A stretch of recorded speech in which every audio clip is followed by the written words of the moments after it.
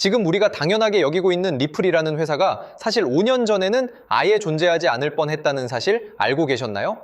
리플의 브래드 갈링하우스 CEO가 최근 캔자스 대학교 강연에서 정말 충격적인 뒷이야기를 꺼냈습니다. 지난 2020년 SEC가 소송을 제기하자마자 리플 내부에서는 회사를 정리하는 시나리오가 구체적으로 논의됐다는 건데요. 보유하고 있던 XRP를 주주들에게 지분대로 나눠주고 SEC에게 우리는 이제 XRP랑 상관없다라고 통보하고 사업을 접는 말 그대로 폐업 계획이었습니다. 그 당시엔 그게 차라리 더 쉬운 길처럼 보였을지도 모른다는 거죠. 하지만 5년이 지난 지금 리플을 둘러싼 세상의 질문은 완전히 뒤바뀌었습니다. 이 회사가 과연 살아남을 수 있을까가 아니라 미국 연방통화감독 OCC의 감독을 받는 은행을 열 수 있을까라는 전혀 다른 차원의 고민을 하고 있는 겁니다. 서클이 최근 내셔널 트러스트 뱅크 최종 승인을 받아내면서 같은 조건부 승인 명단에 있던 리플 역시 다음 타자가 될 것이라는 기대감이 시장을 감싸고 있습니다. 리플의 위상이 생존의 문턱에서 제도권 금융의 심장부로 이동하고 있다는 증거라고 볼 수 있습니다. 그런데 여기서 우리가 꼭 바로잡아야 할 오해가 하나 있습니다. 서클이나 리플이 받으려는 이 트러스트 뱅크 인가를 마치 국민은행이나 신한은행 같은 일반 상업은행 인가로 착각하시는 분들이 많다는 점입니다. 결론부터 말씀드리면 이건 월급 통장을 만들거나 대출을 해주는 그런 은행이 아닙니다. 예금 보험조차 붙지 않죠. 트러스트 뱅크가 하는 일은 아주 명확합니다. 타인의 자산을 안전하게 보관하고 정해진 조건에 따라 관리해주는 수탁 업무, 즉 커스터디 서비스에 특화된 기관이라는 겁니다. 은행이라는 단어가 주는 그 웅장한 이미지와 실제 권한 사이에는 꽤 큰 간극이 있다는 사실을 반드시 인지하셔야 합니다. 우리가 기대하는 건 이 은행이 가져올 제도권 내의 신뢰와 규제 명확성이지 리플이 갑자기 예대마진으로 돈을 버는 상업은행으로 변신하는 게 아니라는 점을 명확히 할 필요가 있습니다. 리플은 현재 OCC로부터 조건부 승인을 받은 상태입니다. 이게 그냥 도장 찍어주면 끝나는 게 아닙니다. 자본금부터 경영진의 역량, 자금 세탁 방지 체계, 보안 시스템까지 금융당국이 요구하는 그 깐깐한 조건들을 하나도 빠짐없이 채워야만 영업 허가가 나옵니다. 12개월 안에 자본 조달을 못하거나 18개월 안에 문을 열지 못하면 승인 효력 자체가 사라질 수도 있는 아주 치열한 심사 과정을 거치고 있다는 겁니다. 지난 2025년 12월 리플을 포함해 서클, 비트고 등 5곳이 한꺼번에 이 조건부 승인을 받았습니다. 이는 리플 혼자만의 특권이 아니라 암호화폐 업계 전체가 연방 규제라는 제도권 안으로 자리를 옮기는 거대한 흐름의 과도기에 있다는 걸 보여줍니다.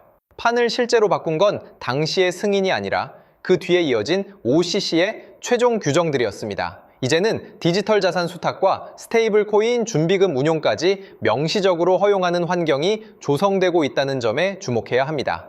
지금 시장에서 가장 뜨거운 감자는 단연 상원 본회의 대기 목록에 있는 클래리티 액트입니다. 이게 참 묘한 법안인데요. 리플이 지난 5년 동안 천문학적인 소송 비용을 쏟아부으며 얻어낸 그 값진 규제 명확성을 다른 코인들은 법조문 몇 줄로 그냥 거저갖게 될 수도 있다는 점입니다. 리플은 피를 흘리며 선례를 만들었는데 이제 법률 공백을 메우는 법이 통과되면 경쟁 코인들도 소송 없이 같은 명확성을 얻게 됩니다. 물론 XRP가 처한 전체적인 환경은 훨씬 좋아지겠지만 XRP만이 갖고 있던 규제로부터 자유로운 메이저 자산이라는 상대적인 프리미엄은 분명 옅어질 수밖에 없다는 우려가 나오는 이유입니다. 시장이 아직 이 부분을 가격에 제대로 반영하지 않고 있을 가능성이 높아서 앞으로의 법안 통과 과정은 XRP 투자자들에게도 복잡한 셈법을 요구하게 될 겁니다. 은행 인가와 관련해서 또 하나 확실히 해야 할 점은 이 은행이 XRP의 인프라라기보다는 리플의 스테이블 코인인 RLUSD의 인프라에 더 가깝다는 사실입니다.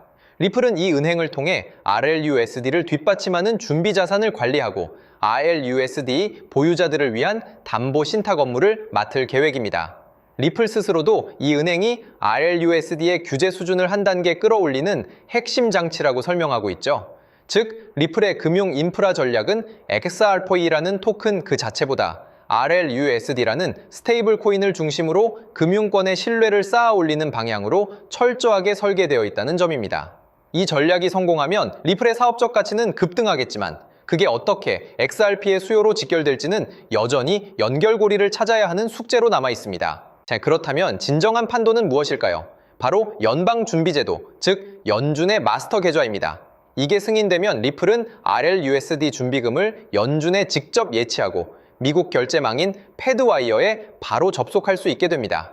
트러스트뱅크는 사실 그 앞 단계에 불과합니다. 하지만 연준은 아직 이 계좌의 승인 여부나 일정에 대해 어떤 확답도 주지 않고 있습니다. 과거 다른 기업이 이 계좌를 신청했다가 거절당하고 소송까지 갔던 전례도 있습니다. 따라서 인가를 받았으니 계좌도 당연히 나오겠지 하는 생각은 다소 위험한 희망, 회로일 수 있습니다. 우리가 진정으로 확인해야 할 것은 트러스트뱅크, 그 너머의 마스터 계좌 진입 여부, 그리고 그곳에서 실질적인 자금 흐름이 일어나는가 하는 점입니다. 결국 XRP 홀더들이 가장 궁금해하는 건 그래서 이 호재들이 언제 XRP 가격 상승으로 이어지느냐입니다. 두 가지 경로를 따져봐야 하는데요. 첫 번째는 RLUSD가 커지면서 XRP 레저 사용량이 늘고 수수료가 소각되는 그림인데 솔직히 말해 지금 규모로는 가격에 유의미한 영향을 줄 수준이 못 됩니다. 두 번째는 리플이 기관 사업에서 XRP를 중간 결제 자산이나 담보로 쓰는 건데 가능성은 무궁무진하지만 아직 데이터로 입증된 건 없습니다. 여기서 중요한 게 그럴 수 있다와 이미 그렇게 되고 있다를 구분하는 능력입니다. 지금은 그럴 수 있다라는 기대감이 훨씬 지배적인 단계입니다. 우리는 냉정하게 실제 데이터가 뒷받침되는지 확인하는 태도가 필요합니다. 지금 시장에서 가장 답답한 건 리플이라는 회사의 확장성이 XRP 가격에 전혀 반영되지 않고 있다는 점입니다. 회사는 날로 성장하고 규제 벽을 하나씩 허물고 있는데 토큰 가격은 제자리 걸음인 이 디커플링 현상, 도대체 왜 일어나는 걸까요? 근본적인 문제는 리플이 버는 돈이 XRP 보유자들에게 배당으로 돌아오는 구조가 아니라는 데 있습니다. 좋은 회사와 좋은 코인은 겹칠 수는 있어도 자동으로 같은 결과로 이어지지는 않는 거죠. 리플랩스의 성공이 곧 XRP의 폭등이라는 공식이 깨져 있는 이 상황이 홀더들에게는 가장 큰 심리적 고통이자 우려 포인트입니다. 이 괴리가 좁혀지지 않는다면 시장의 답답함은 계속될 수밖에 없습니다. 이런 우려들이 계속되다 보니 차라리 리플이 IPO를 해서 주식을 사는 게 낫지 않나 하는 생각까지 나오게 됩니다.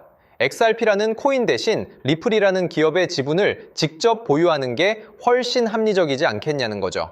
이런 목소리가 나오는 것 자체가 현재 리플의 사업적 성과가 토큰 가치로 전이되지 못하고 있다는 반증입니다. 물론 회사와 코인의 성격은 다르지만 투자자 입장에서는 본질적인 가치 연결이 느껴지지 않으니 계속해서 다른 대안을 찾게 되는 겁니다. 리플의 확장이 XRP의 상승으로 이어지는 선순환 구조를 직접 데이터로 증명해내야만 투자자들의 이런 근본적인 회의감을 해소할 수 있을 겁니다. 이제 우리는 세 가지 관전 포인트를 붙들고 긴 호흡으로 시장을 바라봐야 합니다. 첫 번째는 클래리티 액트입니다. 상원 본회의 대기 목록에 올라가 있는데 8월 7일이 마진노선입니다. 이 날짜를 놓치면 중간 선거 일정 때문에 가을은 사실상 통째로 날아갑니다. 트럼프 전 대통령이 더 기다리기 어렵다고 멘트를 날린 것도 이 다급함을 반영한 겁니다. 이 법안이 통과되면 암호화폐 시장 전체의 규제 명확성이 확보되겠지만 과연 XRP에게 어떤 영향을 미칠지 법안의 세부 조항들을 끝까지 지켜보며 시장이 이걸 어떻게 해석하는지 체크해야 합니다. 두 번째는 리플 트러스트 뱅크의 최종 승인 여부입니다. 조건부 승인에서 멈춰 있는지 아니면 최종 인가를 획득하고 실제 영업을 시작하는지 그리고 무엇보다 인가 이후에 실제로 기관들이 얼마나 많은 자산을 이 트러스트 뱅크에 맡기는지 그 수탁 규모를 확인해야 합니다. 기관 결제량이 실제로 리플 네트워크를 통해 일어나고 있는지 데이터가 찍히기 시작하면 그때부터가 진짜입니다. 단순히 인가를 받았다는 뉴스보다 인가 이후에 실제로 돌아가는 돈의 규모가 우리에겐 훨씬 더 중요한 데이터입니다. 결론적으로 지금은 리플의 성장을 믿되 가격과의 괴리에 일희일비하지 않는 수도승의 마음가짐이 필요한 때입니다.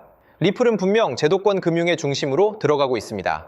하지만 그 과정에서 우리가 원하는 가격 상승이 즉각적으로 일어나지 않는다고 해서 서둘러 멘탈을 놓아버려선 안 됩니다. 그것이 경제의 유동성이 암호화폐 시장으로 본격적으로 흘러들어올 때까지 우리가 확인한 합리적인 데이터들을 기반으로 냉정하게 시장을 관찰해야 합니다.